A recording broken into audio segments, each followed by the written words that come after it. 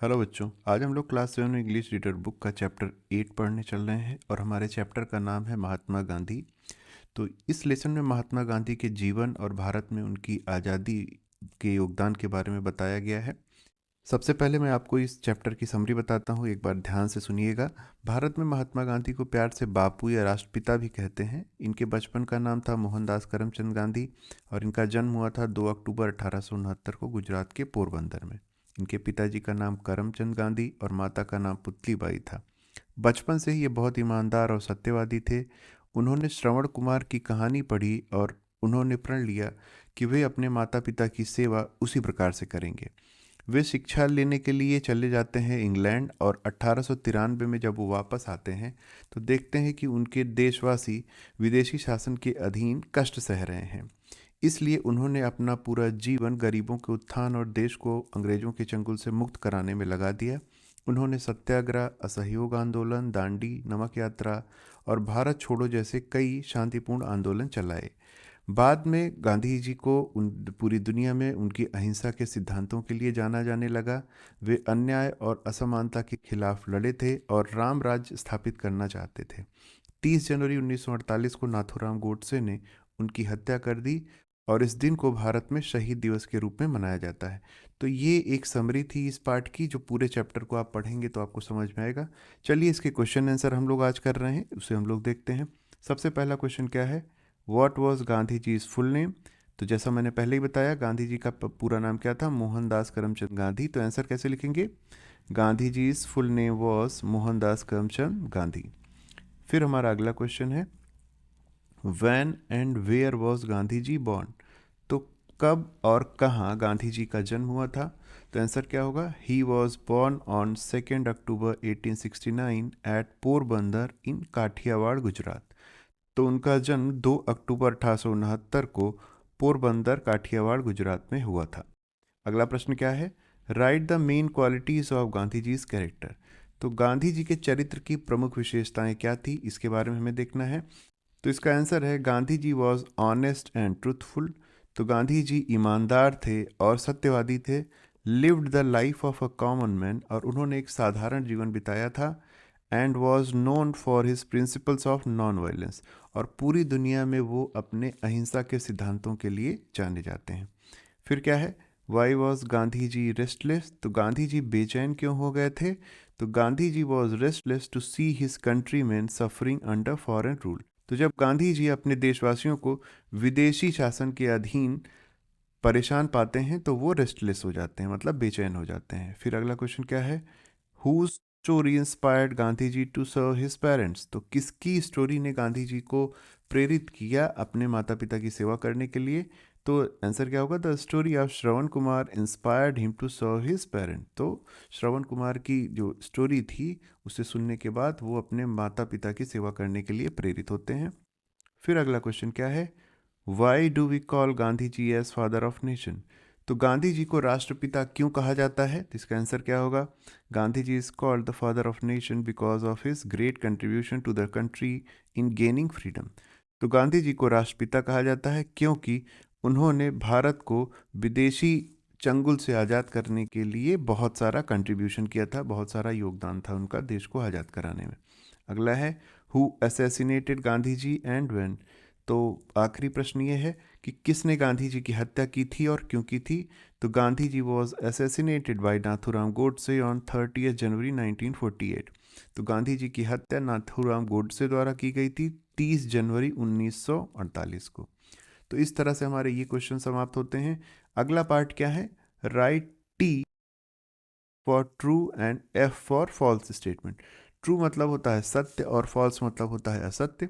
तो यहाँ कुछ स्टेटमेंट दिए गए हैं, इनके सामने आपको निशान लगाना है। एफ मतलब अगर गलत है तो, और ट्रू मतलब सही है तो चलिए देखते हैं पहला सेंटेंस क्या है।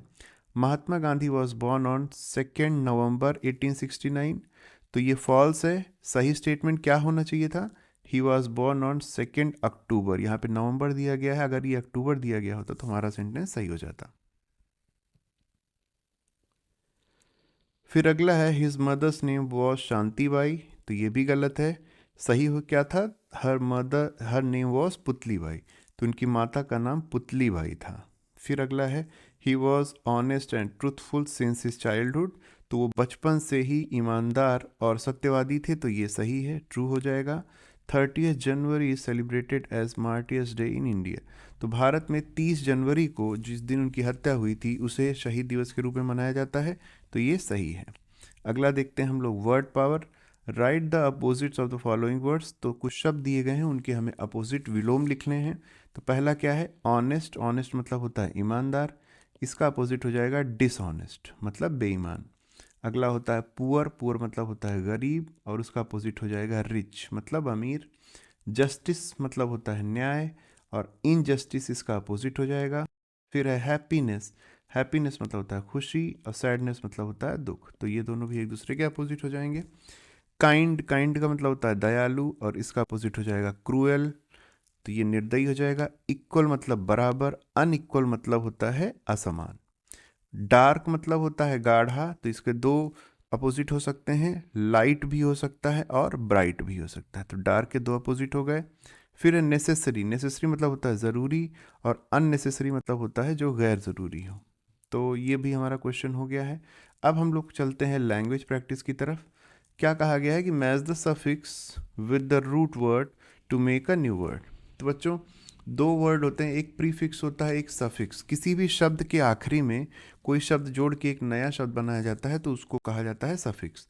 जैसे ट्रुथ। ट्रुथ मतलब होता है सत्य और उसके पीछे एक शब्द जोड़ दिया गया फुल, तो ट्रुथफुल एक नया शब्द बन जाएगा, तो ये हो जाएगा ट्रुथफुल। फिर होता है चाइल्ड। चाइल्ड के साथ अगर हुड जोड़ दिया जाए तो बन जाता है चाइल्डहुड बचपन। फिर होता है रेस्ट मतलब होता है आराम और रेस्टलेस मतलब होता है बेचैन, तो एक नया शब्द बन गया। फिर अगला वर्ड है गवर्न। गवर्न में जब मेंट जुड़ जाता है तभी बन जाता है गवर्नमेंट। फिर है किंग। किंग के साथ जब डोम जुड़ जाता है तो किंगडम हो जाता है। तो इस तरह से बच्चों हमारा ये पार्ट भी खत्म होता है। आगे है हमारा using the table frame questions right the suitable yes और नो आंसर्स बिलो देम। तो मतलब यहाँ से आपको क्वेश्चन बनाने हैं, इस वाले पार्ट से आपको क्वेश्चन बनाना है और फिर इस पार्ट से उसका आंसर बनाना है। तो देखिए कैसे, जैसे यहाँ पे डज है, तो डज चूँकि सिंगुलर के साथ आता है तो डज के साथ आएगा अ बर्ड और फ्लाई, ये सब में आना है। तो डज अ बर्ड फ्लाई, तो एक क्वेश्चन बन जाएगा डज अ बर्ड फ्लाई, ये बना है। फिर इसका आंसर क्या बनेगा, तो हमें पता है कि बर्ड उड़ती है और एक बर्ड के लिए क्या हो जाएगा, yes it does. Yes it does हो जाएगा। और अगर इसी का प्लूरल लेते, बहुवचन होता, तो हम लोग कहते डू बर्ड्स फ्लाई।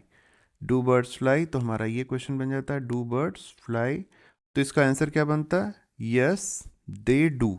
तो कई सारी बर्ड्स हैं तो दे हो जाएगा और डू का प्रयोग होगा। इसी तरह से यहाँ पे सभी जो फ्रेमिंग की गई है उनके लिए क्वेश्चन बनाए गए हैं, जैसे डज अ कैट फ्लाई, तो डज सिंगुलर है, कैट ए है तो डज लगेगा। फिर आंसर में भी डज आएगा, नो इट डजेंट। फिर है डू कैट्स फ्लाई, तो इसका आंसर हो जाएगा नो दे डोंट। फिर है डज अ फ्रॉग फ्लाई, तो आंसर हो जाएगा नो इट डजेंट।